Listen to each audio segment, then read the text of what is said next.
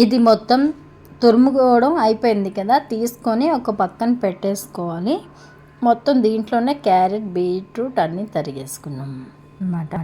Hi అండి, welcome to my channel. ఎలా ఉన్నారు? మీరు ఎంత బాగున్నారా? ఈరోజు వచ్చేసి నేను మసాలా జీరా రైస్ని ప్రిపేర్ చేద్దాం అనుకున్నాను అనమాట. సో అది మీతో కూడా షేర్ చేసుకుంటున్నాను. ఫస్ట్ వచ్చేసి ఆయిల్, దాల్చిన చెక్క, తర్వాత బిర్యానీ ఆకు, లవంగ మొగ్గలు కాసంత వేసుకోండి, ఘాటుగానే ఉంటాయి, బాగుంటుంది. సో ఇందులో నేను మిరియాలు వేసుకోవట్లేదు. ఇది కాస్తంత ఫ్రై అయిపోవాలి బాగా. కాస్త వేగిన తర్వాత నేను టేస్ట్ కోసం కొద్దిగా అంతా వెల్లుల్లి రెబ్బలు వేసుకుంటున్నాను. ఒక 5-6 వేసుకుంటే సరిపోతుంది అనమాట. వెల్లుల్లి రెబ్బలు చాలా ఫ్లేవర్ బాగుంటుంది, ఆరోగ్యానికి కూడా చాలా మంచిది కదా. అది చాలామంది స్కిప్ చేస్తారు, కానీ అది వేసుకోవడం బెస్ట్ అనమాట. ఇది లంచ్ బాక్స్ కోసం అనమాట. లంచ్ బాక్స్లో మనం కొన్ని వేయాల్సింది వేస్తే పిల్లలు కొంచెం స్పెషల్గా చేస్తున్నప్పుడు ఫుడ్ వాటిని తీసుకుంటారు, కాబట్టి కొంచెం అంతా వెల్లుల్లి వేసుకోవచ్చు, అది చాలా మంచిది అనమాట. సో ఇక్కడ వచ్చేసి ఎండుమిర్చి కూడా వేసుకున్నాను. నేను ఒక 5-6 వేసుకున్నాను, ఎక్కువగానే వేసుకున్నాను. కారం అది వేయం కాబట్టి ఒక పెద్ద స్పూన్ జీలకర్ర వేసుకొని చక్కగా ఫ్రై చేసుకోండి. అటు ఇటు కలుపుకుంటే చాలా చాలా బాగుంటుంది. ఇదంతా కాస్తంత బాగా ఫ్రై అవుతున్నప్పుడే మీరు రెడీ చేసుకున్న రైస్ని పెట్టుకోండి. ఇక్కడ వచ్చేసి నేను స్పైసీనెస్ కోసం అనమాట, నేను కొంచెం పచ్చిమిర్చి వేసుకుంటున్నాను. ఒక 3-4 వేసుకున్నాను అనమాట. చిన్న సైజు తుంచుకొని వేసుకున్నాము. ఇది కూడా బాగా కాస్త మరి మాడకూడదు అనమాట. మాడకుండా ఫ్రై చేసుకొని చక్కగా కొద్దిగా అటు ఇటు వేపేసుకుంటే అయిపోతుంది. పొద్దున్న రైస్ నేను రెడీ చేసుకున్నాను అనమాట. ఇలా అప్పుడప్పుడు లంచ్ బాక్స్ కోసం మనం ప్రిపేర్ చేసుకోవాల్సి వస్తే మాత్రం ఖచ్చితంగా ముందుగా రైస్ చేసుకొని పెట్టుకోండి. అది మిక్సీ చేసి మనం గ్రేవీస్ చేసో ఏదో రకంగా చేసి లంచ్ బాక్స్కి కొంచెం రెడీ చేసుకోవచ్చు. ఇది వచ్చేసి నేను చెప్పాను కదా, కుక్ చేసుకున్న వైట్ రైస్ అనమాట. ఇది వాళ్ళ బాక్స్లకి ఎంత సరిపోద్దో అంత తినగా బాక్స్లకు కూడా సరిపడినంత నేను ప్రిపేర్ చేసుకున్నాను. మార్నింగ్ కాస్త రైస్ పెట్టాలంటే అది కొంచెం ఏమైనా వెరైటీగా చేస్తేనే బాగుంటుంది. లేదా ఫ్రైడ్ రైస్ మనం చేయము, ఎందుకంటే అది అసలు లేట్ అయిపోతుంది. అలా చేసుకోవచ్చు, బట్ ఇంకా సింపుల్ ఈజీగా చేసుకునే వాళ్ళకి ఇదనమాట. నేను ఆ రైస్ వేసేసి కొంచెం సాల్ట్ వేసి మిక్స్ చేస్తాను. జీరా ఫ్లేవర్ కొంచెం ఎక్కువగానే ఉంటుందన్నమాట. సో ఇది కొంచెం ఘాటుగా అనిపిస్తుంది, మసాలా టైప్లో. చేసి చూడండి, మీకే టేస్ట్ అయితే తెలుస్తుంది. ఇది అంతా బాగా మిక్స్ చేసుకుని లాస్ట్లో నేను కొంచెం రైస్ వేడిగానే ఉంటుందని అనమాట, కొంచెం నేను కరివేపాకు వేసుకున్నాను. ఇది వేపాల్సిన అవసరం లేదు, కావాలంటే మీరు వేపుకోవచ్చు. ఇప్పుడు అది అయిపోయిన తర్వాత నెక్స్ట్ అయితే రెడీ అయిపోయామో తినడానికి డ్రాగన్ ఫ్రూట్స్. అవి చాలా బాగుంటాయి, మీకు తెలుసు టేస్టీ.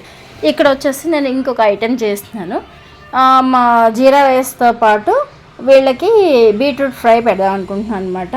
ఒక 3-4 స్పూన్స్ ఆయిల్ వేసుకోండి, ఎందుకంటే కొంచెం ఎగటిగా ఉంటుంది బీట్రూట్ కాబట్టి. ఆయిల్ వేసుకొని దాంట్లో ఒక 4-5 ఎండుమిర్చి తుంచుకొని ఒక 10 దాకా ఎల్లుల్లి వేసేసుకొని జీలకర్ర కావాల్సినవన్నీ వేసేసుకొని, ఇందులో మసాలా ఐటమ్స్ ఏం వేసుకోవాల్సిన అవసరం అయితే లేదు, ఎందుకంటే ఇది ఫ్రై కాబట్టి తినడానికి కొంచెం స్పైసీగా ఉంటే సరిపోతుంది అనుకున్నాను. కాస్త వేయించేద్దాం, పచ్చిది పోయేంతవరకు మంచిగా వేయించేస్తే స్మెల్ అది మంచిగా వస్తుంది. ఇప్పుడు తురిమి రెడీ పెట్టుకున్నాను. ఒక పెద్ద బీట్రూట్లు అనమాట, నేను తురిమి రెడీగా పెట్టేసుకున్నాను అనమాట.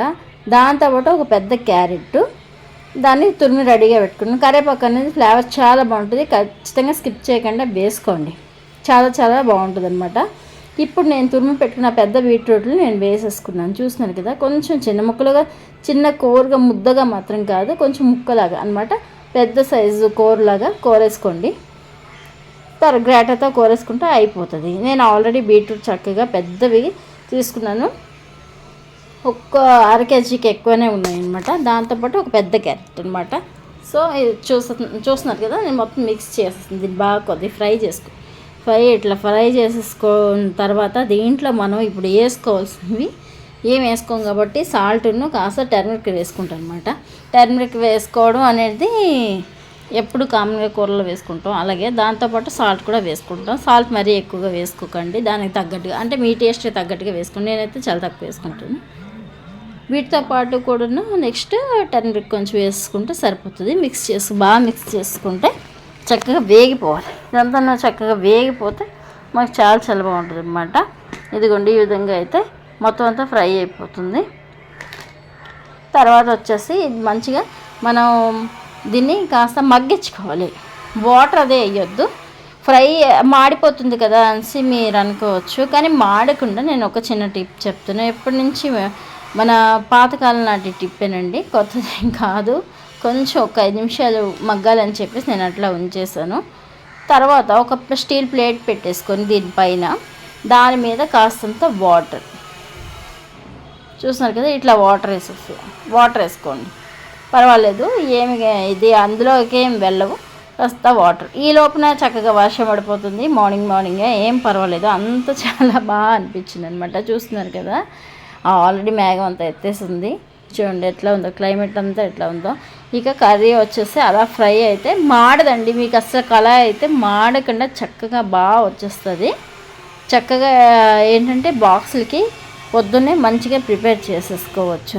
సో ఇది ఎట్లా అనిపించింది మాకు కామెంట్ చేయండి. వేపుడు అనేది ఇలా చేసుకుంటే చక్కగా పిల్లలు తింటారు. క్యారెట్ హల్వా ఫ్రై, తర్వాత చాలా రకాలు ఉన్నాయి, నేనైతే ఫ్రై చేసి పెట్టేస్తాను. కొంతవరకు తింటారు. జ్యూస్ తాగమంటే ఎవరు కూడా తాగరు కదా. స్టార్ట్ చేసిందండి గాలి, చాలా బాగా వేస్తుంది అనమాట.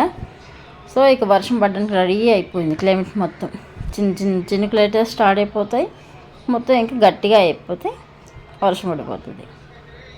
ఇది వర్షాకాలం కాబట్టి కాస్త నీళ్ళని వాటిని వేడి చేసుకుంటూ తాగితేనే మనకి హెల్త్ కూడా బాగుంటుంది అనమాట. చాలామంది మినరల్ వాటర్ తాగుతారు, కొంతమందికి అయితే పడదు, నాకైతే అసలు పడదు. మినరల్ వాటర్ అస్సలు పడదు. వర్షం స్టార్ట్ అయిపోయింది, ఇక్కడ చూడండి ఇట్లా ఉందన్నమాట.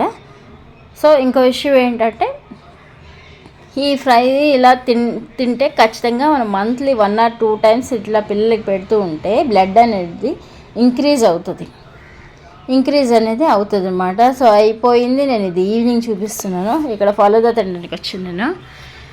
చాలా బాగుంటుంది అని చెప్తే సరదాగా అలా పిల్లలతో కలిసి నేను కూడా వెళ్ళి తిందామని చెప్పేసి లాస్ట్కి ఇక్కడ ఫలూదా తీసుకుందాం అనుకున్నాం. బట్ నాకు అదేదో నచ్చలేదు, అదో దీనిగా అనిపించింది. మేమైతే ఎక్కడ కూర్చుందామని చూస్తుంటాం అప్పుడప్పుడు. సో ఐస్ క్రీమ్ తీసుకున్నాను. అలా అయిందనమాట ఈవినింగు. ఇంకా రెడీ వచ్చేసాను మీ ముందుకి. ఇప్పుడు ఫేస్ బయటికి వెళ్ళాం కదా, కొంతలో కొంత మేకప్ ఎక్కువ కాదు కానీ కొంతలో కొంత వేసుకుంటాను కాబట్టి ఆ మేకప్ని ఎలా క్లియర్ చేయాలి, ఏ విధంగా క్లియర్ చేస్తే బాగుంటుంది అనేసి నేను ఇప్పుడు మీకు చూపిస్తున్నాను. నేను కూడా చాలా వీడియోస్లో చూశాను, మీరు కూడా చూసే ఉంటారు. ఇప్పుడు మేకప్ వేసుకున్న తర్వాత ఫేస్ ప్యాక్ వేసుకుంటే మనకి మేకప్ అంతా రిమూవ్ అయిపోతుందని అంటున్నారు కదా. సో అది ఎంతవరకు నిజమో కాదా అని చెప్పేసి చూద్దాము. అసలు అయితే క్లీన్జింగ్ పెట్టుకోవాలి, నేను క్లీన్ చేసుకోవడానికి ఫస్ట్ అయితే అది పెట్టుకుంటాను నెంబర్ 1. బట్ అలా కాకుండా నేను పైకి చూపిస్తున్నానంటే వర్షం పడుతుందని చెప్తున్నాను. సో ఇక్కడ వచ్చేసి నేను ఇప్పుడు ప్యాక్ వేసుకోబోతున్నాను. ఈ గోల్డెన్ పీలన్ మాస్క్ వేసుకుంటున్నాను అనమాట. సో ఈ మాస్క్ వేసుకుంటే మొత్తం మేకప్ అంతా మనకి వచ్చేస్తుందంట. చూద్దాం అది ఎంతవరకు మరి పనిచేస్తుందో చూడాలి కదా. అందుకని నేను కూడా ట్రై చేద్దామని చెప్పేసి చూడండి చక్కగా మాస్క్ అయితే నేను స్టార్ట్ చేశాను తీయడానికి. సో మాస్క్ అయితే వేయడం స్టార్ట్ చేశాను. సో ఇలా ఉందన్నమాట చూడండి, లైట్గా డార్క్గా కాకుండా మరి అంత థిక్గా కాదు, మరి అంత లైట్గా కాదు, మీడియంలో అయితే నేను వేస్తున్నాను. ఫస్ట్ ఆ మేకప్ని అస్సలు రిమూవ్ చేయలేదు, అలాగే వేస్తున్నాను. ఎంతవరకు ఇది యూజ్ అవుతుంది ఏంటో మనం కూడా చూసుకోవాలని చెప్పేసి నేను ట్రై చేస్తాను అనమాట. అది మొత్తానికి అయితే మాత్రం కొంతవరకు కంప్లీట్ చేసేసాను, ఇంకా ఫాస్ట్గా కంప్లీట్ చేయవలసి ఉంది. చూద్దాం, ఇది ఇంకా పూర్తిగా వేసుకోవాలి, తర్వాత ఆరాలి. వేయడం అయితే కంప్లీట్ అయిపోయింది. మీరు మాత్రం ఖచ్చితంగా లైక్ చేయడం, షేర్ చేయడం, కామెంట్ చేయడం అస్సలు మర్చిపోవద్దు. నాదైతే కంప్లీట్ అయిపోయింది. ఇప్పుడు మొత్తం రిమూవ్ చేసేసాను, చూడండి ఎలా ఉందో. కొంతవరకు ఓకే, బట్ నాకైతే అంత సాటిస్ఫాక్షన్ ఏమనిపించలేదు. పర్లేదు, ఓకే అని చెప్పుకోవచ్చు. ఇప్పుడు నేను రెగ్యులర్గా యూజ్ చేస్తుంది క్లిప్టెస్, అది యూజ్ చేస్తాను అనమాట. సో నా ఫేస్ అయితే ఖచ్చితంగా కోకోనట్ ఆయిల్ ఎప్పటికప్పుడు పెడుతూ ఉంటాను కాబట్టి ఇంత షైనీగా ఉంటుంది. నైట్ టైం మొత్తం వాటర్తో వాష్ చేసుకుంటే ఇదిగోండి నాకు ఇష్టమైన కాస్మెటిక్ అంటే ఇదే. దీంతో ఫేస్ క్లిప్టెస్తోనే చక్కగా నేనైతే ఒక్కసారి మొత్తం అంతాను మసాజ్ చేసేసానంటే నాకు ఇక ఫేస్ అంతా క్లియర్ అయిపోతుంది. చాలా లైట్ వెయిట్గా ఉంటే చాలా బాగుంటుంది అనమాట.